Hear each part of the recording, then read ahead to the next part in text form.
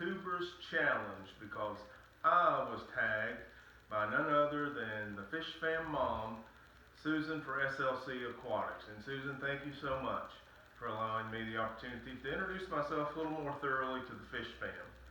Now, I watched your video, Susan, and you made this look easy, but when I started thinking about these answers, it's not that easy.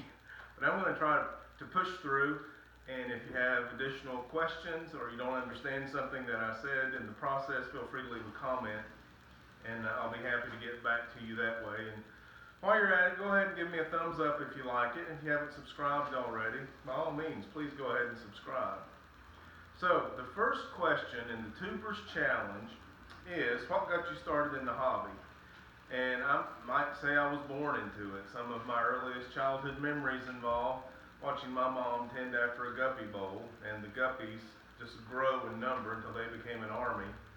And it wasn't long after that I was able to play in creeks and catch minnows and salamanders and crayfish, and everyone knew that I was going to be a naturalist. And then that was quickly followed by my first aquarium when I was in grade school. I think it was the 3rd grade. And then by middle school, I had a 29-gallon aquarium with beautiful angelfish and occasional visitors from the creek. And just have always been around fish, you know, with maybe a little bit of an absence when I was in college and some military time. And now I'm enjoying setting up aquariums for my grandchildren. That's the best. So that's how I got into the hobby, and now I have a very supportive wife. I love her very much. And she allows me to run currently 21 aquariums. So that was question number 2. How many aquariums are you running right now? Question number 3 is, what's my favorite fish? And well, here we are again at the virtual 400-gallon tank. And these are my favorite fish right now. They're the black Chinned Livebearers. If you've seen other species in there, let me know in the comments. Don't try to find too many. There's only 2 different species in the tank. I think you can see them both in the video. And they have bred. You'll see this is a fry-in tank. There's some fry running around in there. And so then I think the next question was, what's your favorite type of filter and why? Now you can see the current in this filter. It's coming off of a hang-on back filter. And those are okay. I don't have any problem with those, but I prefer the sponge filters, both the regular bubbler type and the matin filter. And I like those because they're effective, the ease of maintenance, and also I like the idea of being able to run a spare one or an extra one in a tank and then use it to help quick cycle a new tank. But my favorite thing about the sponge filters is they run off of an air tube. So you can run a room full of air filtered aquariums from just one outlet. So you don't have to run extension cords all over the place. You save some electricity. So I like them for that reason. And that's about the length of my memory. Now I'm going to have to use my cheat notes. Okay, I got out of order there, trying to think that I had a memory when I didn't. I skipped a question. And question number 4 should have been, after what's my favorite fish, what's my dream fish, and that would be a large koi. I've got some small koi now, love them, crazy about those guys. And then following the dream fish was the type of filter that you like. Moving on to number 6, and yes, we do have to use the readers for the written word here at River Life. What lighting do you prefer and use, and why? I prefer lighting that is least expensive. If I throw cost out the window, I would say automatically timed LED lights. I do prefer the LED because they're light on the energy consumption. I find that they give a very bright light. I'm not a plant expert, but in the tanks that I have vegetation growing, they do an adequate job for me. And I'm not trying to grow any high-tech plants by any means, so I prefer the LED lights. And they don't have to be the custom aquarium LED light. I've got a couple of tanks on rack systems where I've incorporated the 4-foot-long shop light with LEDs that you get at Home Depot or Lowe's or someplace like that. Plants and fish doing just fine, so I don't have any qualms with those. I do have one marine land LED light with an automatic timer. That's the cat's meow. That thing comes on in the morning with the blue lights, then the blue and white, then in the evening cuts back to just blue and then off. And you can set it for any time you like. It has a preset I like that thing. Okay, next question is favorite type of tank setup. Right now, and by the way, I've changed quite a bit as I've gone through the hobby in the last, I don't know, 50 plus years. So right now I enjoy a smaller tank, I mean less than 100 gallons, project style, raising the live bearers.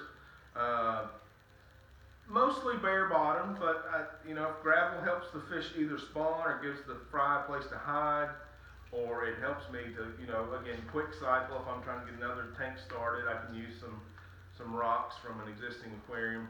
But I like the project tank that's very simple, yet I incorporate both snails and live plants and lighting. So just kind of bare bones with those elements. That's my favorite tank setup now. Probably in the future, let's see, wait a minute. What is my dream tank? Number 8. Yes, there it is. I really appreciate seeing the work of artists that can do the Iwagimi hardscaping on the aquascaping contest. So I think that might be my dream tank. A low, long tank with mostly stones and some substrate, and then a large number of schooling fish. Iridescent, brightly colored schooling fish. I think a cloud of fish swimming around rocks is my dream tank right now. And then, what keeps me in the hobby? And I would say it's a creative expression. I do a little bit of music and some art, so I really enjoy. I'm a lifelong learner, committed. Thank you guys for helping me learn as much as you have by watching your videos and getting to know you. And so just doing something creative, a little outside the box. So right now I've got a 70-gallon stock tank with some koi in it. And then surrounding it, I've got 8 what I call aquariums, 5-gallon buckets with plants and lights and fish. And so I've got mostly very small fish, and I'm trying to see, how that goes. You gotta have, I don't have heaters in those. So you got to choose a fish that has a dorsal view, otherwise, there's not much to look at. Cold water tolerant, and a very small fish that is okay in about 5.5 gallons of water. The actual the capacity of a 5-gallon bucket is 5.75 gallons. So you can get some fish in there. And I've got air lines running across, draped across the 70-gallon stock tank, and I call it the octokoi. So that's just a fun thing I'm doing now. In the past, I've done even smaller containers, and I call them low-impact marine environments, the lime. And lots of lessons in those things. You learn things. So the creativity is what keeps me in the hobby. Creative projects. And, all right, number 10 is a question that I get to pick for whoever I tag. And I have to answer the question of Susan, who picked a question. And her 10th question was, what would I change in the hobby? I'll tell you Susan's answer, and don't just take my word for what she said. Please go watch her video. It was awesome. She would change accessibility by legal means in the hobby. And I really like that. Accessibility is key. If we're going to build community and share technology, we've got to have accessibility. So one thing that I would change would be not just changing the legal aspect, but maybe uniting in community and changing the paradigm. Like maybe we expect to meet and greet each other and to share livestock and to learn lessons from each other. And if someone develops a new line of guppies, then maybe we make it a point as a community, hey, can I get in line to get some of those guppies and keep those things going? So we enhance the transferability of the stock so that we maintain the stock. And that's a common theme in several genres of fish keeping. So I think what I would change maybe is just tweak our paradigm a little bit so that we set as a higher priority knowing one another and being able to share stock. That would be my thing. And my 10th question that I would like for my tags to answer is, and you've heard me already give you some indications as to what my answer is to this question. What is the most creative thing that you've done with an aquatic project? So there's my 10 questions, and now I get to tag 3 people And so I'm going to tag Simply Betta, and I've spoken with her on Facebook, and she's okay with me tagging her, so this isn't a cold call, and I look forward to hearing her answers to these questions.